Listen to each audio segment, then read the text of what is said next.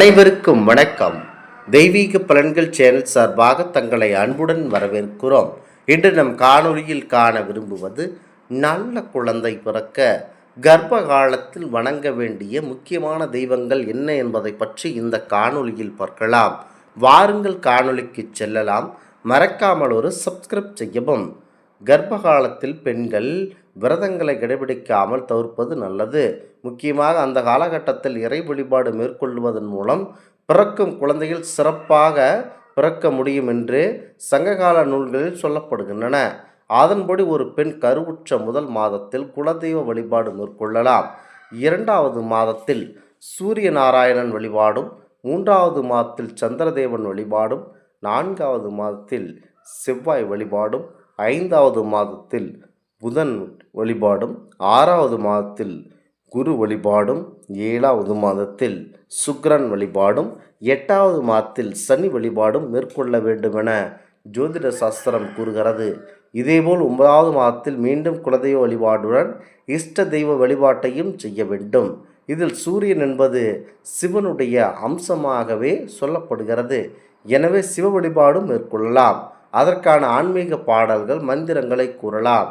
எனவே கர்ப்ப காலத்தில் விரதம் இருப்பதை தவிர்த்துவிட்டு இறை வழிபாட்டை மேற்கொண்டாலேயே சிறப்பான எதிர்காலம் உள்ள குழந்தைகள் பெண்களால் பெற முடியும் என்கிறது ஜோதிட சாஸ்திரம்.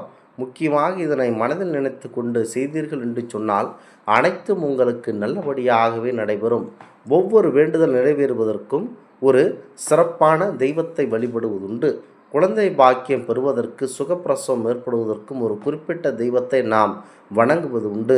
ஆனால் கர்ப்ப காலத்தில் எந்த தெய்வத்தை வழிபட வேண்டும் என சரியாக நமக்கு தெரிவதில்லை.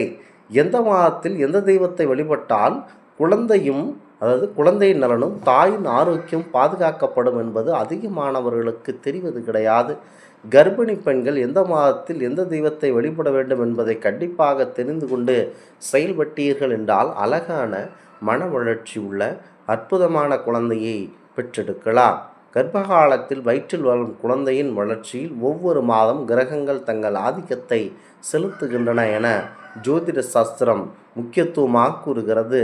அதனால் கர்ப்பம் தரித்த முதல் மாதம் முதல் குழந்தை பிறக்கும் வரை அந்த மாதத்தை ஆளும் கிரகத்திற்குரிய தெய்வங்களை வழிபடுவது மிகவும் சிறப்பானதாக கூறப்படுகிறது. கர்ப்ப காலத்தில் இறை நாமங்களை உச்சரிப்பதனால் தாய் மற்றும் குழந்தை இருவருக்குமே தெய்வத்தினுடைய பரிபூர்ணமான அருள் கிடைக்கும் என சொல்லப்படுகிறது. கர்ப்ப காலத்தின் 10 மாதங்களிலும் எந்த தெய்வத்தை வழிபட வேண்டும், எந்த கிரகம் அந்த மாதத்தை ஆள்கிறது என்பதை தெரிந்து கொண்டு அதற்கேற்றாற்போல் நீங்கள் வழிபட வேண்டும். கர்ப்ப காலத்தில் ஹார்மோன் சமநிலையின்மையால் பெண்களுக்கு தலை சுற்றல், மயக்கம், சோர்வு போன்ற மனநிலை மாற்றங்கள் ஏற்படுத்தும். அது மட்டுமல்லாமல் இந்த நேரங்களில் உடலில் ஏற்படும் பல மாற்றங்கள் அவர்களின் மனநிலையை அடிக்கடி மாற்றுகின்றன. முக்கியமாக கர்ப்ப காலத்தில் வழிபட வேண்டிய தெய்வங்களாக முதல் மாதம், அதாவது கர்ப்ப காலத்தின் முதல் மாதத்தில் சுக்கிர பகவான், ஸ்ரீ புவனேஸ்வரி அம்மன், ஸ்ரீ லக்ஷ்மி தேவி, இந்திராணி போன்ற தெய்வங்களை வழிபடுவதன் மூலம் நமக்கு ஆரம்பமே வெற்றிகரமானதாக அமைந்து அற்புதமான ஒரு வளர்ச்சி ஏற்படும். 2ஆம் மாதத்தில் முன்பு சொன்னது போல செவ்வாய் பகவான், பரம்பொருள் முருகப்பெருமான், சேத்திரபாலர்கள் போன்றவற்றை வழிபட்டீர்கள் என்று சொன்னால் வீரமும் மன அமைதியும் கிடைக்கும். 3வது மாதத்தில் அந்த குரு பகவானையும், இந்திரன் மற்றும் பிரம்மா, தட்சிணாமூர்த்தியை கண்டிப்பாக வழிபட்டீர்கள் என்றால் ஞானம் பிறக்கும், மூளை வளர்ச்சி நன்கு வளரும். 4ஆம் மாதம் சூரிய பகவான், சிவபெருமானையும் வழிபடலாம். 5ஆம் மாதத்தில் சந்திர பகவான், கௌரி மற்றும் துர்க்கை அம்மனை வழிபட்டீர்கள் என்று சொன்னால் வீரம் அதிகமாக கிடைக்கும். 6வது மாதத்தில் சனி பகவான், பைரவர், விநாயகர், ஆஞ்சநேயரை கண்டிப்பாக வழிபடலாம். 7ஆம் மாதத்தில் மகாவிஷ்ணுவையும் புதன் பகவானையும் வழிபட்டீர்கள் என்று சொன்னால் உங்களுக்கு நல்லபடியான குழந்தை பிறக்க வாய்ப்பு இருக்கின்றன. 8ஆம் மாதத்தில் நம்முடைய பரம்பொருள் பிள்ளையார் அவர்களை வழிபட வேண்டும். 9ஆம் மாதத்தில் சந்திர பகவான், கௌரி மற்றும் துர்க்கை அம்மனை வழிபடலாம். 10ஆம் மாதம் சூரிய பகவான், சிவபெருமானை வழிபட்டு குல தெய்வத்தையும் தாராளமாக வழிபட வேண்டும். கர்ப்ப காலத்தில் அந்தந்த மாதத்திற்குரிய தெய்வங்களை வழிபடுவதனால் நமக்கு மன அமைதி, தைரியம், குழந்தையின் நலன் ஆகியவை கிடைக்கும். பெண்களுக்கு ஒரு நல்ல உந்து சக்தி கிடைக்கும். கர்ப்ப காலத்தில் தாய்மார்கள் உடல் மற்றும் மன அமைதியுடன் இருக்க குலதெய்வம் மற்றுமாக சுகப்பிரசவம் அருளும் திருக்காவூர் கர்ப்பராட்சாம்பிகை மற்றும் ஸ்ரீ தன்வந்திரி ஆகியோரை வழிபட வேண்டும். மன மகிழ்ச்சிக்காக மந்திரங்களை கேட்பதும் எளிமையான இறை வழிபாடுகளை மேற்கொள்வதும் நல்லது நடக்கும். கர்ப்பத்தின் முதல் மற்றும் இறுதி மாதங்களில் குலதெய்வத்தை மனதார நினைத்து வழிபடுவது சிறப்பம்சத்தை நமக்கு வழங்கும். குலதெய்வத்தின் அருளையும் முன்னோர்களின் ஆசையை பெற்றுத்தரும் இந்த குலதெய்வ வழிபாடு. கர்ப்பகாலத்தில் பெண்கள் ஆரோக்கியத்தின் அதிபதியான தன்வந்திரியை வழிபடுவதனால் தாயும் செய்யும் எந்த விதமான உடல்நல குறைபாடுகளும் இல்லாமல் ஆரோக்கியமாக நமக்கு இருக்க முடியும். ஆரோக்கியமான மற்றும் அறிவுள்ள குழந்தை பிறக்க சந்தான கோபால மந்திரங்களை உச்சரிப்பது அல்லது கேட்பது நல்லது.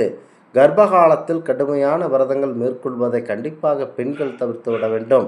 மன அமைதியை தரும் சுலோகங்களை கேட்கலாம். முக்கியமாக விநாயகப் பெருமானை மனதில் நினைத்து கொண்டு வழிபட்டு விட்டு வந்து கொண்டே இருந்தீர்கள் என்றால் உங்களுக்கு கண்டிப்பாக நல்லது நடக்கும். கண்டிப்பாக தினமும் சிறிது நேரம் தியானம், யோகா மற்றும் இறைவனுடைய நாமங்களை உச்சரிப்பது தாயின் இரத்த அழுத்தத்தை சீராக வைத்து கருவில் உள்ள குழந்தையின் மன வளர்ச்சியை நமக்கு மேம்படுத்த உதவுகிறது. ஒவ்வொரு வேண்டுதல் நிறைவேறுவதற்கும் ஒரு தெய்வத்தின் வழிபாடு இருப்பது போல குழந்தை பாக்கியம் பெறுவதற்கு இவ்வளவு பிரச்சனைகள் இருக்கின்றன. சுகப்பிரசவம் ஏற்படுவதற்கு ஒரு தெய்வம், முக்கியமாக ஒரு குறிப்பிட்ட தெய்வத்தை நாம் வணங்குவது உண்டு. ஆனால் கர்ப்ப காலத்தில் எந்த தெய்வத்தை வழிபட வேண்டும் என எதற்கும் தெரிவதில்லை. இந்த மாதங்களில் இந்தந்த தெய்வங்களை வழிபட்டீர்கள் என்றால் குழந்தையின் நலனும் தாயின் ஆரோக்கியமும் கண்டிப்பாக பாதுகாக்கப்படும் என்பது அதிகமானவர்களுக்கு தெரிவது கிடையாது. முக்கியமாக கர்ப்பிணி பெண்கள் இந்தந்த மாதங்களில் தெய்வத்தை வழிபட வேண்டும் என்பதை தெரிந்து கொண்டு அதனை அப்படியே செய்ய வேண்டும். இந்த ஆன்மீக தகவல் உங்களுக்கு பிடித்து இருந்தால் தெய்வீக பலன்கள் சேனலை கண்டிப்பாக சப்ஸ்கிரைப் செய்து கொள்ளவும். மீண்டும் ஒரு நல்லதொரு காணொளியில் உங்களை சந்திக்கிறோம். நன்றி, வணக்கம்.